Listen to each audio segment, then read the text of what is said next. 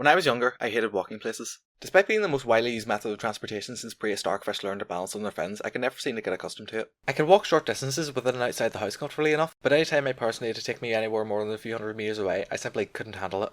I couldn't even walk to bus stops consistently. My parents usually just ended up calling a taxi whenever we were going out somewhere. However, I did have an affinity for other forms of movement, which mostly involved climbing and jumping.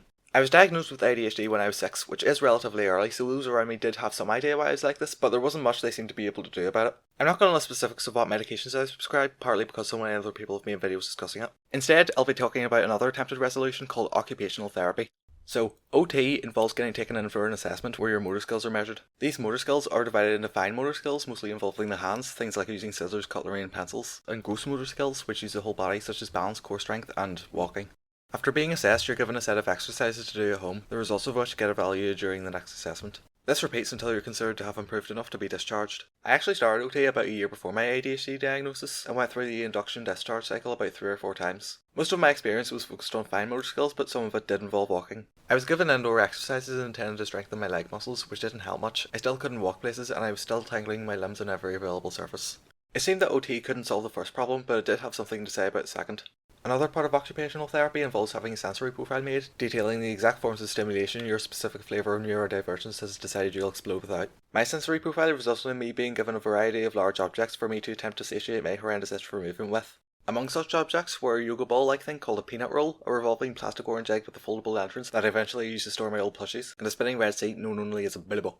I did have a lot of fun with these, which was a partial success since it meant that I was no longer using the furniture as much, but it still didn't seem like enough. I was sometimes taken to the local parks, which were also playgrounds, and I really enjoyed climbing to the top of structures that were not meant to be surmounted. I even tended to enjoy it so much that I found it to be worth the 10 to 15 minute walk to get there. However, I still wasn't satisfied. I went years without a sufficient outlet for my endless energy, until a certain day when my mum suggested booking me in for a parkour class. I had heard of parkour before this, mostly from Minecraft videos, and I knew it was about jumping and moving, and I knew I liked jumping and moving, so I agreed to try it out. It was rubbish. It consisted of a series of structures made of metal bars over bare concrete. There were no coaches, it was just people. There were no directives or instructions. I was bored and disappointed, while my mum was mainly upset at the lack of safety. We went home and I got nothing out of it. Another few years passed before my mum found another listing. Naturally, I was more hesitant this time. However, I eventually gave in and signed up for it. When we got there, it was nothing like the last time. It was indoors, and the objects within had actual variety. There were boxes, bars, vaulting horses, bigger boxes, slanted walls, mats to keep your head intact, strange octagonal prisms, cloths that stuck to the concrete walls, and it actually had a coach this time. The coach's name was Josh, and my first session involved being taught the basics of parkour, how to land safely in a motorbike position, what body parts to use when climbing over things, and so on, along with a few fundamental moves. As I kept coming over the weeks, I gradually built up my skill set, learning how to roll, balance on bars, climb up walls, do more advanced vaults, and eventually learning stuff such as brachiation, plyometric jumps, dinos, and kongs. The sessions also sometimes ended with conditioning, i.e. strength training, which was actually surprisingly enjoyable. As a result of all the exercise, my body became a lot fitter.